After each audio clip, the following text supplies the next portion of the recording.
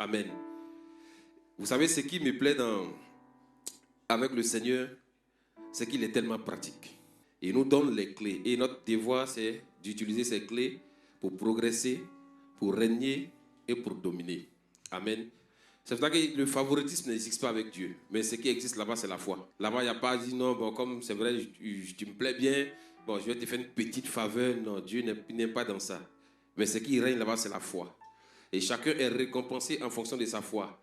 Chacun voit l'ouverture en fonction de sa foi. Chacun voit son miracle en fonction de sa foi. C'est pour ça que chaque fois, vous allez voir que Jésus disait aux gens, ta foi t'a sauvé. Alors, nous allons rester dans l'esprit de la proclamation de ce mois, qui est notre mois de faveur divine. Et aujourd'hui, nous allons continuer.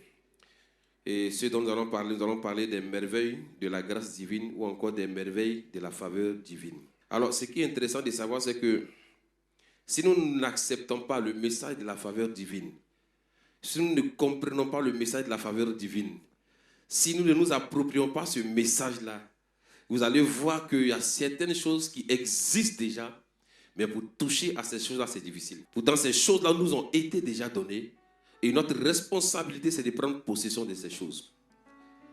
Le micro que je tiens dans la main, aussi longtemps que ce micro sera éteint, il ne sera pas utile. Parce que le son est déjà dans le micro. Les baffles aussi qui sont derrière, le son est déjà dans ces baffles-là. Mais pour que je puisse bénéficier de ce son, ma responsabilité, soit c'est de mettre le micro en marche ou de brancher les appareils. Amen. Sinon, tout est déjà là. Pareil aussi pour nous, enfants de Dieu, tout est déjà positionné pour nous. Mais notre responsabilité, c'est de simplement mettre le micro en marche. C'est d'avoir le courage d'aller brancher les appareils. C'est d'avoir le courage de faire une connexion. Et dès l'instant où la connexion est établie, que tu mets ton micro en marche, est-ce que je prie en langue pour que le micro me donne le son? Parce qu'il était conçu pour ça. Pareil aussi, ici, il y a l'obscurité. Amen. L'obscurité existe ici. Je peux venir, je touche peut-être simplement l'interrupteur, ça s'éteint. Mais ça ne veut pas dire que la lumière n'est pas là. La lumière est là. Mais moi, ma responsabilité, c'est de faire quoi? C'est de me lever. Si je pense que l'obscurité me dérange, si je pense que le noir me dérange, ma responsabilité, c'est de me lever. Donc, l'action de se lever, c'est ce qu'on appelle l'action foi. Et quand je me lève par la foi, la seconde étape, c'est que je dois mettre ma foi en action. Ça veut dire que la Bible dit que la foi doit être accompagnée de l'action. Quelqu'un peut dire, moi j'ai la foi. L'autre va dire que moi j'ai les œuvres de la foi. Et la Bible dit que la foi sans les œuvres, elle est vaine. Donc l'obscurité est là, la lumière aussi est là. Tout est déjà connecté. Donc pour que la lumière vienne, il me suffit simplement de me lever et de venir appuyer sur l'interrupteur. Quand j'appuie l'interrupteur, est-ce que je fournis d'efforts? La lumière apparaît. Mais moi j'ai dit non, c'est vrai que l'obscurité est là. Je m'arrête devant l'interrupteur. Oh, j'ai la foi. Je commande dans le nom de Jésus. Lumière, apparaît. Lumière, allume-toi. Je commande. Toute une nuit, tu es en train de transpirer. Mais l'enfant qui est à côté, l'enfant se lève tout doucement, puis il vient, il appuie l'interrupteur. La lumière, il vient. Il n'a pas jeûné, il n'a pas prié, il n'a pas intercédé. Mais ce que lui, il avait, c'est la connaissance. Quand tu as la connaissance, tu as une longueur d'avance. Mais celui qui n'a pas la connaissance, il traîne. C'est pour ça que le monde a peur des sachants. Et c'est pour ça que la Bible nous dit que le peuple ne périt pas parce qu'il pêche. Non, mais parce qu'il lui manque la connaissance. Celui qui a la connaissance, il dit non, allume l'interrupteur simplement. Mais celui qui n'a pas la connaissance, la solution est déjà là. Mais lui, il va s'arrêter et il va penser que c'est pas peut-être ses techniques, ses méthodes, ses stratégies. C'est-à-dire qu'il pourra voir la chose se manifester. Mais un enfant qui vient d'arriver, qui a la connaissance, quand il regarde le tonton en train de souffrir, il se dit, mais c'est étrange, mais comment un tonton comme ça, il est né il y a longtemps, il ne peut pas comprendre qu'il faut simplement appuyer sur l'interrupteur. L'enfant se lève, il vient d'arriver, un jour, 2 jours, peut-être 1 mois, il appuie, la lumière éclaire. C'est-à-dire qu'on peut être dans l'église pendant des années, mais quelqu'un peut arriver aujourd'hui et il voit la main de Dieu agir dans sa vie. Est-ce que ça veut dire que Dieu est injuste? Ça veut dire qu'on n'a pas compris, on n'a pas la connaissance de Dieu de la même manière. L'autre va dire, mais j'ai tout fait. Dieu ne fait pas. L'autre aussi vient d'arriver. Lui, ce qu'il sait, c'est ce que Dieu dit. Ce n'est pas son problème. Ce que Dieu dit, lui, ne raisonne pas. Mais là où il y a le problème aujourd'hui, avec nous, les anciens chrétiens, c'est qu'on raisonne tellement, que parfois les choses même qui nous appartiennent déjà, on les loupe. Donc les merveilles de la quoi? De la faveur divine. Alléluia. Et nous allons regarder quelque chose. Donc la faveur divine est merveilleusement illustrée dans le passage de Éphésiens 3, le verset 20. Prenez Éphésiens 3, le verset 20. Or, celui qui peut faire, par la puissance qui agit en nous infiniment, au-delà de tout ce que nous demandons ou passons.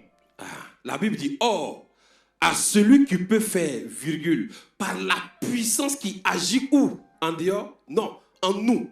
Infiniment au-delà de tout ce que nous demandons et de tout ce que nous pensons. Alléluia. Et donc dans ce passage que nous venons de regarder, il est question du Dieu tout-puissant. Alléluia. Ici, c'est le Dieu tout-puissant qui parle. C'est le Dieu de toute gloire qui parle. La parole ici nous révèle que le Dieu de gloire, il peut faire par le moyen de sa puissance. Il peut faire par le moyen de sa puissance, par le moyen du Saint-Esprit qui agit déjà en nous infiniment au-delà de ce que nous pouvons penser. Alléluia. Ça veut dire, je m'arrête et je regarde.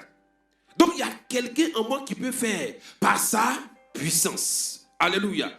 Qui agit en moi infiniment au-delà de ce que moi-même je peux demander et de ce que moi-même je peux penser. On te dit qu'il y a quelqu'un qui peut faire ça. Et si tu regardes bien ce passage-là, tu te rends compte que c'est vrai. La prière peut faire des choses.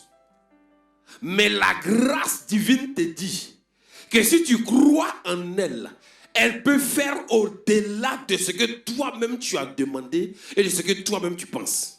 Parce que quand la Bible dit qu'il peut faire par la puissance de celui qui agit en nous. Qui agit en toi? C'est le Saint-Esprit qui agit en nous. Donc la puissance qui doit agir en nous, qui doit manifester la grâce et la puissance de Dieu, elle est déjà en nous par le Saint-Esprit. Et on te dit que cette puissance qui est en toi, elle est liée au Dieu puissant. Et ce Dieu-là peut te donner au-delà de ce que toi-même tu lui as demandé et de ce que toi-même tu peux penser. La prière te dit, je te demande Seigneur, je veux que tu me donnes peut-être 10 000. Ça c'est la prière. Donc tes 10 000 tu peux les recevoir par la prière. Mais la puissance qui agit en toi, qui est liée à la grâce divine, elle te dit, oui, c'est vrai que tu as demandé 10 000. Mais Dieu te donnera au-delà même de ce que toi, tu lui as demandé. Et de ce que tu as pensé. Donc, c'est-à-dire que Dieu peut nous donner, quand on dit infiniment, c'est-à-dire qu'il peut nous donner sans limite. Sans limite. C'est-à-dire sans limite. Au-dessus de tout ce qu'un chrétien ou un enfant de Dieu peut demander dans ses prières et dans ses pensées. Dieu peut te donner des choses sans limite. Et quand ces choses sans limite sont manifestées dans ta vie maintenant, on ne parle plus de mérite. Mais c'est là qu'on commence à parler de faveur divine. Tu dis, mais je ne comprends pas. Ce n'est même pas ce que j'ai demandé à Dieu. Mais ce que je suis en train de recevoir, ça dépasse même mon entendement. Quelqu'un te regardera, il te dira, mais certainement ce que je suis en train de voir se manifester dans ta vie, si ce n'est pas Dieu, personne ne peut le faire. Et c'est cela que tu peux te lever pour dire, oui, c'est vrai, ce que tu es en train de dire. Mais je t'informe que ce qui s'est manifesté, c'est ce qu'on appelle la grâce ou encore la faveur divine. Et quand c'est comme ça, ta mentalité aussi commence à changer.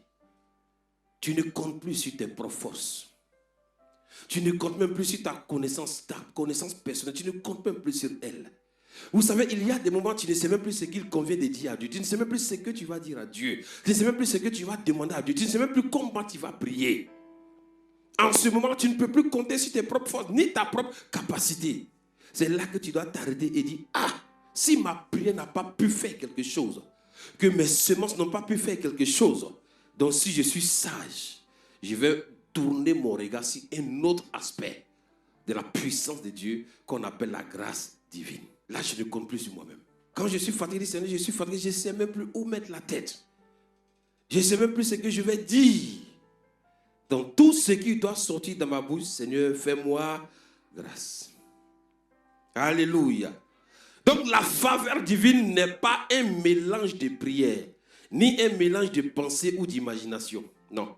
Mais la faveur divine dépend plutôt de la souveraineté de Dieu seul. Donc, quand je parle de faveur divine, ce n'est pas un mélange de prière. Ce n'est pas un mélange peut-être avec mon jeûne. Ce n'est pas un mélange peut-être avec mes nuits d'intercession. Non. C'est plus que ça. Mais je dois plutôt comprendre que la faveur divine dépend plutôt de la souveraineté de Dieu et de Dieu seul. Parce qu'il est le conseil de sa propre volonté. Ça veut dire que dès l'instant où Dieu décide d'accorder quelque chose à un de ses enfants ou d'envoyer la faveur divine vers un de ses enfants, peu importe l'humeur de tes ennemis, peu importe l'humeur de ta famille, peu importe la pensée de tes collègues de service, peu importe ceux qui ne t'aiment pas, personne ne peut arrêter. Parce que ça ne dépend plus d'un homme, ça ne dépend plus de la prière du prophète, ça ne dépend plus de la prière de ton pasteur, ça ne dépend plus de la prière de l'intercession de ta soeur, mais ça dépend de la souveraineté de Dieu. Et quand la souveraineté de Dieu se manifeste dans la vie d'une personne, quelle que soit la puissance que l'ennemi prétend avoir, il ne peut pas arrêter la main de Dieu. Il ne peut pas. Donc, arrivé à un certain moment de notre vie, bien-aimés frères et sœurs, arrêtons-nous et disons à Dieu, on a déjà trop fait. On a tout essayé par rapport à certains domaines. Mais là où nous sommes arrivés, nous sommes limités. Devant, il y a la mer Rouge. Derrière, il y a l'armée de Pharaon. On fait quoi? C'est là que vous allez comprendre qu'il y a eu un événement qui s'est produit. Quand il a dit à son peuple de sortir de l'Égypte et de partir, la nuée était où? Elle était au-dessus. Arrivé à un certain moment, elle était où? Elle était devant eux. Mais lorsqu'ils sont arrivés au niveau de la mer Rouge, ça veut dire qu'il n'y avait plus d'issue devant. Et ils ont commencé à entendre les bruits des chars de Pharaon et toute son armée qui venait. Cette nuée qu'ils voyaient devant eux, elle est quittée devant. Le Saint-Esprit peut te conduire, il te montre le chemin. Mais lorsque tu dois accomplir le plan parfait de Dieu, il n'est plus devant. Il change maintenant de position. Donc la nuée est quittée devant eux. Et la flamme de feu est venue derrière eux. C'est-à-dire qu'elle est venue se mettre entre Pharaon et le peuple de Dieu. La grâce divine arrive à un certain moment. Elle est tellement vivante. Parce qu'elle contient la souveraineté de Dieu. Elle sécurise devant. Elle sécurise derrière. Elle sécurise à ta droite, elle sécurise à ta gauche et elle te dit maintenant fonce. Et quand il dit je n'ai pas de force, il dit oui c'est ça. La grâce divine ne se manifeste pas quand tu as la force. Paul dit quand je suis faible, c'est là que je deviens fort. Mais on ne comprend pas ce principe. Quand je suis faible, écoutez-moi, le grand Paul dit, il dit, j'ai vu une autre révélation de ce qu'on appelle la grâce divine. Nous voyons la grâce divine comme une faveur imméritée qui vient vers quelqu'un. Mais Paul dit, lui, il a vu un autre aspect de la grâce divine. Il dit, il a constaté à un moment donné de sa vie où il était faible à tous les niveaux. Mais il y a quelque chose qui l'a étonné. Il dit, là où les gens pensaient que j'étais tombé, j'étais fini, j'étais faible, j'étais KO. Là où l'ennemi pensait qu'il t'avait mis KO. Là où l'ennemi a pensé que le mariage qu'il a longtemps combattu, c'est fini pour toi parce que tu penses que tu avances en âge. Là où l'ennemi pensait qu'il a mis la séparation entre ton mari et toi, que ta vie n'a plus de sens. Là où l'ennemi pensait que tout était pourri autour de toi. Il dit, c'est là que la grâce divine se lève et elle rentre en action. Quand je suis faible, c'est là que je deviens fort. Mystère. Si je comprends ce principe, quelle que soit la situation qui est devant moi, Seigneur, je suis faible. Faible devant la situation, faible devant l'oppression, faible devant l'ennemi. Mais en réalité, je suis faible physiquement. Mais je ne vais pas regarder ma faiblesse. Mais je vais regarder à celui qui agit au-delà de ma propre pensée, infiniment au-delà de tout ce que je pense, de tout ce que je demande et de tout ce que je peux avoir. Je vais m'appuyer sur ce dernier-là.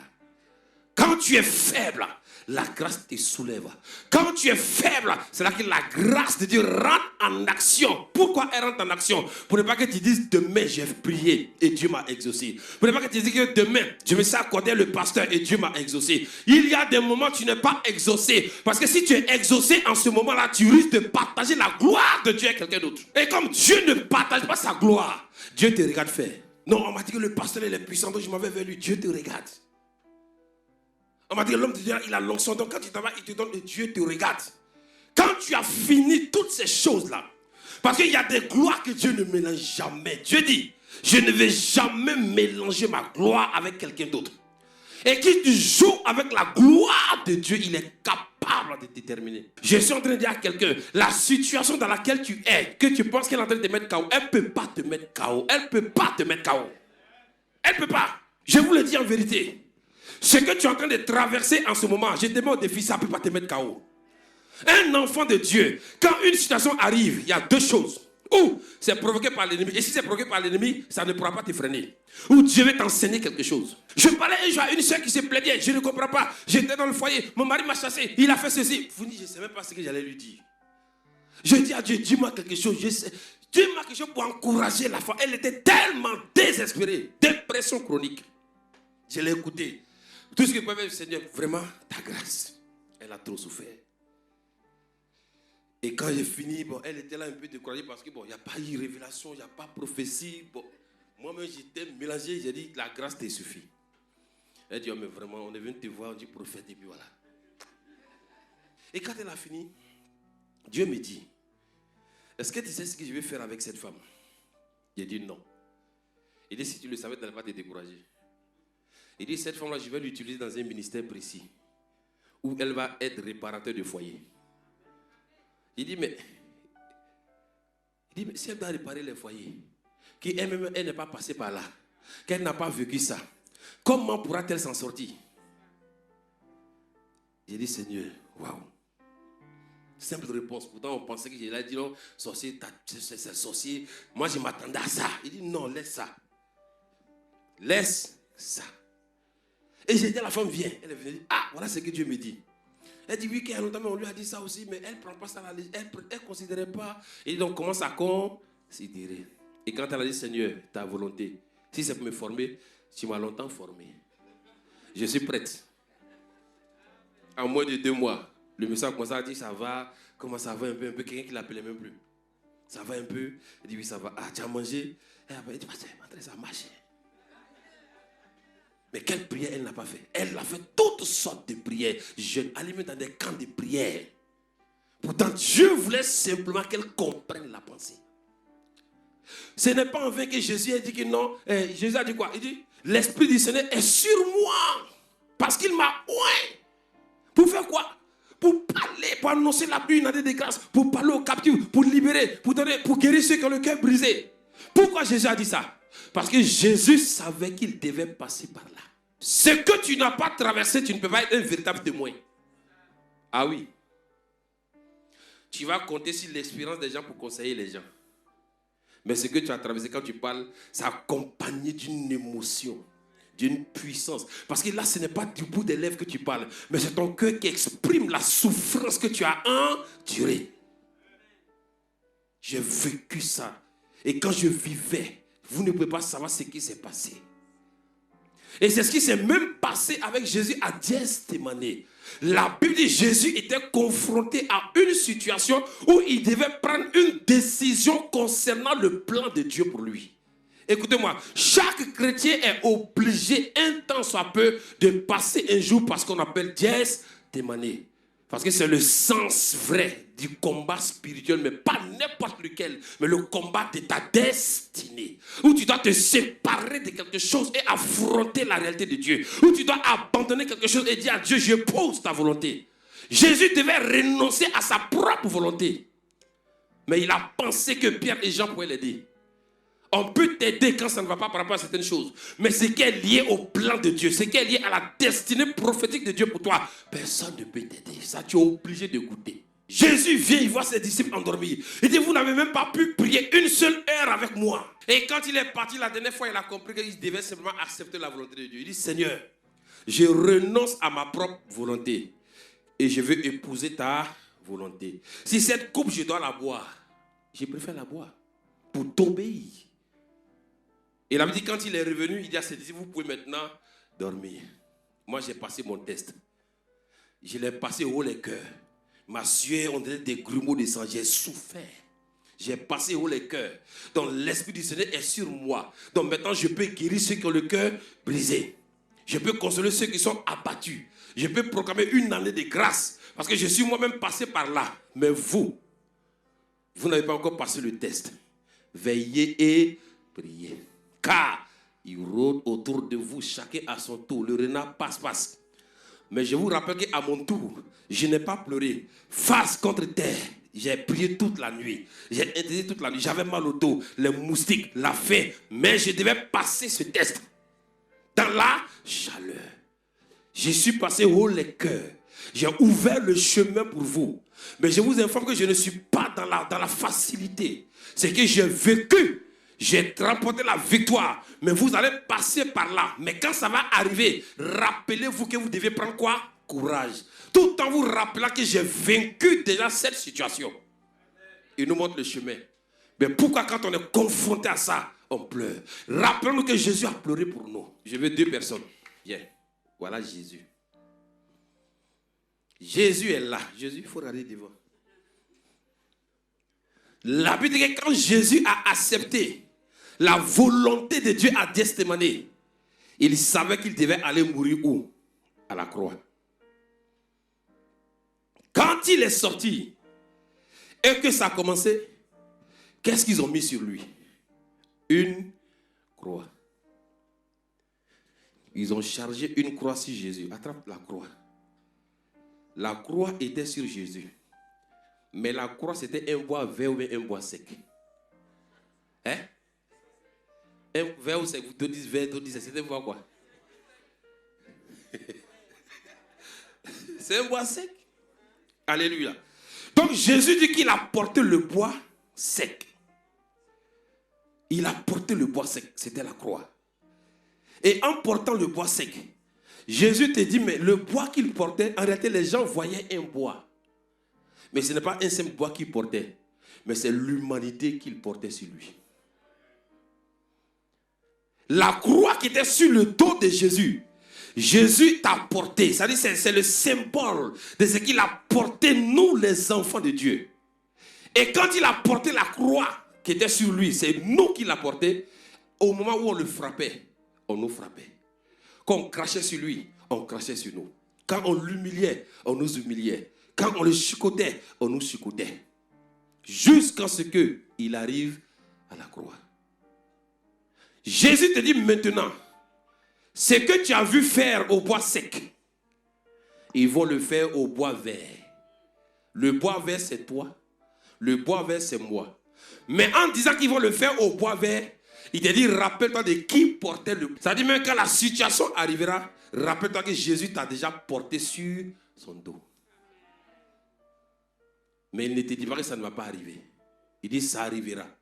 Mais il te montre les éléments qu'il lui-même il a utilisés pour vaincre. Il dit, quand ça va arriver, il faut te rappeler que quand tu étais sur mon dos, c'est moi qui prenais les coups. Je prenais les coups qui venaient. Les injures, l'humiliation, les souffrances, les maladies, les infirmités, je prenais tout. Donc il dit, le jour où tu seras confronté à l'un de ces éléments, rappelle-toi que j'ai déjà porté ça pour toi. Mais le conseil que je te donne étant ton Dieu, c'est de prendre courage. Ne jamais abandonner. Ne jamais compter sur tes propres forces. Mais désormais, il faut compter sur ma grâce. Ma grâce t'a porté. Ma grâce t'a soutenu. Ma grâce te donnera désormais de rentrer dans ce que j'ai déjà acquis pour toi. Nous, on dit non. Jésus dit qu'il a fait, c'est bon. Mais vous, on a qu'à souffrir un peu. Allez vous asseoir. On n'a qu'à souffrir un peu. Si on avait compris le message de la grâce au départ, nos prières allaient être des prières efficaces. Nous tous, nous disons que nous sommes enfants de Dieu. Nous tous, nous disons que Jésus est avec nous. Nous tous, on parle. Jésus, non, jamais je vais le laisser. Jamais je vais l'abandonner. Pierre a parlé. Mais Pierre qui a dit, Jésus, ton pied, mon pied, où tu vas, je m'en vais. La Bible, Pierre était confronté à une situation de test. Ce n'est pas test spirituel, c'est test physique. Où tu parles et puis on dit, bon, comme tu as fait ton choix, paf, on enlève quelque chose sur toi. Il dit, je ne le connais pas. Je ne l'ai jamais. S'il avait dit, je ne l'ai jamais, je ne le connais pas, on pourrait accepter. Il dit, je ne l'ai jamais. Le monsieur dont vous parlez, je ne l'ai jamais connu. Une fois, je ne l'ai jamais connu. 2 fois, je ne l'ai jamais connu. Jamais. La femme dit, non, je te reconnais. Dans le quartier, c'est-à-dire tu passes avec ta grosse Bible. C'est-à-dire dire aux gens, Jésus vous aime. Moi, madame, c'est pas moi. Tu sais, on m'a dit une fois qu'il y a quelqu'un qui me ressemble. Peut-être que c'est la personne. Je ne le connais pas. Et je ne l'ai jamais vu. Jamais connu. Mais ce n'est pas la faute du peuple, comme on le dit très souvent. Mais c'est la faute à nous, les hommes de Dieu.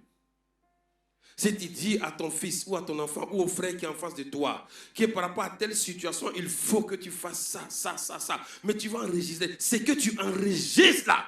Pour qu'on enlève ça demain, c'est compliqué. Ce qui fait qu'aujourd'hui, il y a des personnes, quand on leur parle de ce que Jésus a fait pour eux, ils trouvent que c'est trop simple. Il faut qu'on souffre encore. C'est Dieu seul qui peut nous aider. Mais le monde est devenu dangereux. Le monde est devenu quoi? Dangereux. Et les gens n'aiment pas la simplicité. Les gens ne veulent même plus ça. Écoutez-moi. Est-ce que, je disais un jour à un homme de Dieu, tu me parles d'action prophétique tous les jours. C'est vrai, ça existe. Mais une action prophétique est une action qui est inspirée de Dieu. Mais ça ne devient pas un ministère. Tu ne dois pas prendre ça pour faire une doctrine. Dès l'instant où ça devient une doctrine, c'est là que ça devient très dangereux. Mon mouchoir peut peut-être te guérir aujourd'hui. Mais je n'ai pas le droit de faire la doctrine du mouchoir. Là, je suis en train de décrire des problèmes et moi-même, je me crée des problèmes. Il n'y a pas une action prophétique qu'un homme de Dieu, aussi loin qu'il est, il peut faire qui est au-delà et au-dessus de l'action prophétique de la croix de Jésus. La croix de Jésus, c'est l'action prophétique qui a libéré l'humanité. Et il y a tout dans cette croix. Guérison, délivrance, restauration, tout ce que tu veux, mariage, tout, c'est dans cette croix. Et il te demande simplement de croire en l'œuvre qu'il a achevée. Moi, j'ai dit non. Cette œuvre achevée, ça ne me plaît pas. Parce que je suis habitué aux traditions. Tu sais, quand j'étais avant, là, souvent, nous, dans les Canaries, on lave. Quand je lave, ça sent bien. Il dit, voilà, c'est que le médicament est fort. L'odeur du canari ne veut pas dire que le médicament est fort. On te dit, maintenant, Jésus dit, je t'ai lavé. Comme tu ne laves plus les canaris à minuit. Tu dis, non, c'est pas bon. C'est dommage. Des gens ont lavé du sel. Ils ont lavé le sel jusqu'à... Il y a un mec, il est venu une fois. On dit action prophétique. Ils sont allés acheter Coca-Cola. Chacun a quand sa bouteille de Coca. Ça court, ça envoie. Au moins, je pensais qu'ils allaient prier pour on allait boire. Ils ont appelé la femme, elle est venue. Action prophétique. Ils ont ouvert les bouteilles, les 2 bouteilles de Coca. Et ils ont commencé à verser sur elle. Que quand le Coca descend sur toi, c'est que ta vie sera sucrée. Et ça crie Amen, Amen, Amen. C'est quelle ignorance ça là? Tellement de choses, bien aimés frères et sœurs. Et on est là, on est séduit. Bon, il y a quelle séduction ici là? Quand la fin de l'année arrive, on dit bon, chacun a qu'à acheter sa machette. Et puis machette là, au moins si chacun achetait, c'était bon, on dit bon, on voit ici, c'est des machettes qui sont ointes. On te donne le prix de la machette. Et on prend le 31, on te coupe le diable avec. Et vous n'avez pas vu ça? On se met à rang, on dit mettez-vous à rang, on se met à rang. La femme qui conduit, elle est devant. Elle dit mettez-vous à rang, on se met à rang. C'est au début là, bon. Elle dit paye, quand elle paye, on s'enlève. Attrapez bien les machins, on attrape. Elle dit regardez devant, regarde devant. Un pied devant. Elle dit 1, 2, 3, je taille. Il dit on taille jusqu'au matin. Tu finis, tu as mal à l'épaule. Et quand tu reviens, le premier est encore plus dangereux. Bon, on a taillé qui? On dit le gars est l'esprit. C'est Dieu seul qui est partout en même temps. Maintenant, où toi tu tailles, peut-être qu'il est en Chine. Donc la nuit, tu es en train de tailler qui? Mais c'est dommage. Satan ne peut pas être partout en même temps. Il ne peut pas. C'est Dieu seul qui a cette capacité par le Saint-Esprit. Mais on nous a fait croire qu'on peut tailler. On a taillé. Tout ça là. À des moments, on dit, bon, prenez le fusil, on prend le fusil.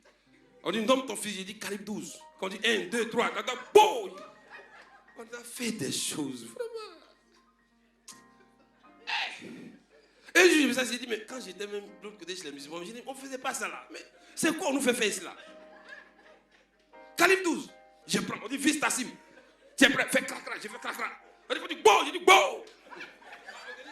Il faut parler. On a parlé. Quand quelqu'un met pour lui faire tailler, ne mets pas vers moi. Il faut mettre ça avec quelqu'un. C'est dommage. Jésus dit, j'ai fait. Ce qui te reste à faire, c'est de croire dans ce que j'ai déjà fait. Et c'est là, quand tu prends un autre chemin, tu déclares des problèmes. La grâce de Dieu, ce n'est pas un conte de fées. La grâce de Dieu, c'est une réalité. C'est quoi? C'est une réalité. C'est parce qu'on l'a mal placé. Et il y a eu une mauvaise compréhension de ce que c'est que la grâce. C'est ce qui nous crée des problèmes aujourd'hui. Faveur imméritée. Mais comme la Bible le disait, c'est que pour toi, c'est cadeau. Mais ça coûte à quelqu'un. Je dis, regardons ce qui fait qu'aujourd'hui, pourquoi l'église est devenue faible? Parce que l'église a laissé l'élément fondamental qui est la parole de Dieu.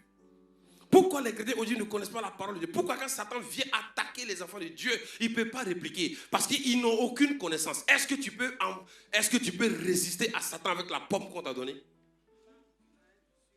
Nos bouteilles d'huile qu'on met, les petites bouteilles, on dit, il y a des noms là, non, c'est terrible. Et c'est quand Satan vient, c'est ta bouteille d'huile, tu prends le bébé, tu mets devant Satan pour dire, arrière de moi. Est-ce que le collier ou le bracelet qu'on a mis à la main, est-ce que ça empêche Satan de venir vers toi? On ne chasse pas Satan au nom de collier, au nom de tel nom. On chasse Satan au nom de Jésus. Le seul nom qui a été donné à l'humanité. Et le seul nom que Satan respecte. Mais l'humain qui a tout gâté, c'est le riz gras. Pour ça, là, seulement, ça m'a fait mal. J'ai dit, Jésus, il faut faire ta bénédiction, c'est pas bon. Riz gras. Il faut voir la réception. Les grosses marmites, les gens sont dit riz gras miracle. Riz gras miracle. Et les gens mangent ça, fouet. Il faut les voir, réception, sont beaucoup. Je vais vous dire une chose. Si encore tu mets ta foi, c'est ce qui va se manifester. Mais ça ne veut pas dire que Dieu est dedans. Je peux regarder cette bouteille et puis dire, moi je crois que si je bois, je serai guéri. C'est ma foi. Mais ça ne veut pas dire que Dieu est dedans. Mais quand je prends ça et puis j'en fais une doctrine, c'est terrible. Donc maintenant quand on s'en va à l'église, chacun vient, chacun prend sa bouteille. Ça dit, je ne compte plus sur le nom de Jésus. Mais je compte toujours sur ma bouteille d'eau que je prends, je bois tous les jours. Que Dieu nous aide. Donc la faveur divine, c'est une capacité surnaturelle qui se manifeste au moment où votre prière ou imagination semble être sans issue. C'est-à-dire quand tu te rends compte que ta prière ne peut plus faire quelque chose. Quand tu te rends compte que tes propres pensées ne peuvent plus faire quelque chose. Quand tu te rends compte que ce en quoi tu croyais, ça n'a pas pu faire quelque chose. C'est en ce moment-là que la grâce divine, elle rentre en action. Alléluia. C'est vrai que j'ai dit à quelqu'un ce matin que la situation qui est au devant de toi, que tu la vois comme une situation sans issue, sache que si tu crois à la grâce pendant ce mois-là, tu vas voir que cette situation trouvera une solution. Pas à cause de la prière, mais à cause de ce que c'est la souveraineté de Dieu qui l'envoie vers toi. Donc la faveur divine, fondement de la vie chrétienne victorieuse, a commencé depuis quoi? C'est depuis l'Ancien Testament. Mais on a constaté qu'avec la venue de Jésus-Christ, mais c'est avec la venue de notre Seigneur Jésus-Christ qu'elle atteignit son paroxysme avec quoi? La mention grâce pour grâce à tous ceux qui l'ont reçu. Et on peut le voir dans le livre de Jean 1, le verset 16. Et nous avons tous reçu de sa plénitude et grâce pour grâce.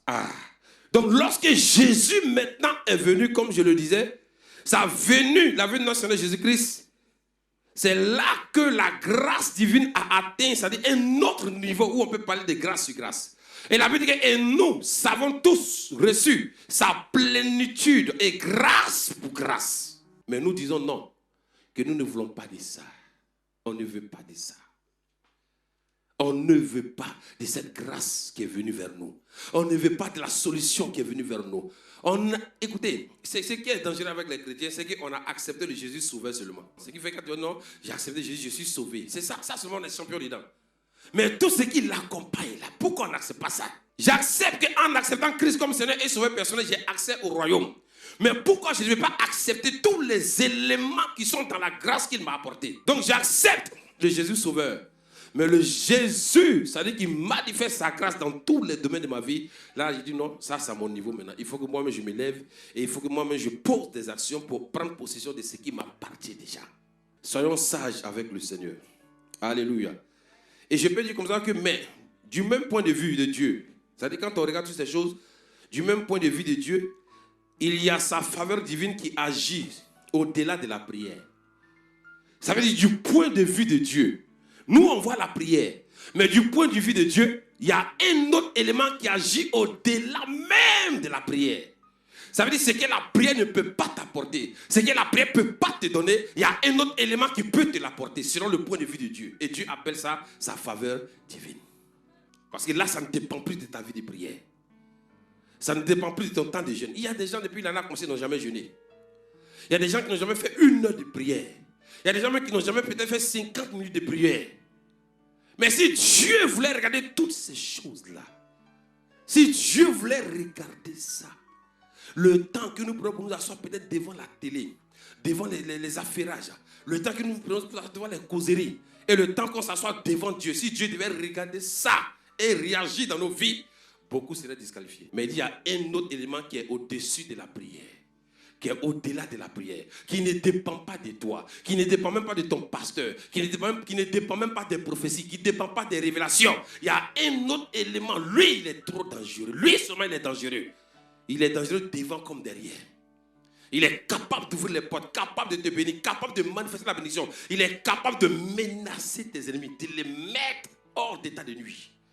Quand je compte sur la grâce, peu importe ce que les ennemis vont penser de moi, peu importe le projet qu'ils veulent arrêter, peu importe les actions qu'ils pensent empêcher, ce n'est plus à mon niveau. Parce qu'il dit, Seigneur, je veux m'appuyer sur ta grâce. Dieu sait qu'il a là, s'il a fait que l'ennemi t'a tapé, c'est comme si lui, Dieu, il a échoué. Alléluia.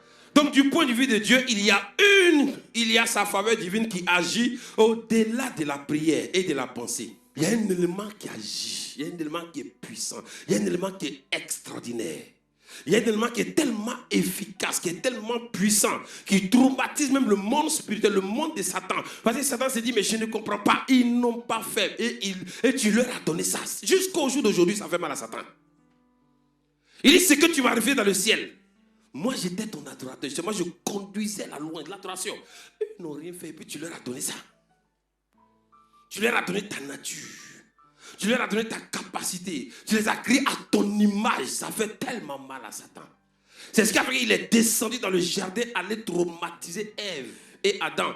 C'était dans le seul but de récupérer avec eux la clé de l'acte notarié que Dieu avait donné concernant l'humanité. Il les a traumatisés pour récupérer ça. Dieu, encore dans sa grâce, il a envoyé qui? Jésus, qui est venu avec l'esprit de grâce, qui a récupéré et qui nous met ça entre nos mains. Nous, on dit non. C'est trop facile. On ne veut pas. Seigneur, une prière simple. Une prière très simple. Et, Seigneur, ce qui est sur moi là, ça me fatigue tellement. Comme depuis, tu ne réagis pas là. Moi, j'enlève ça sur moi. J'attache ça à ton pied.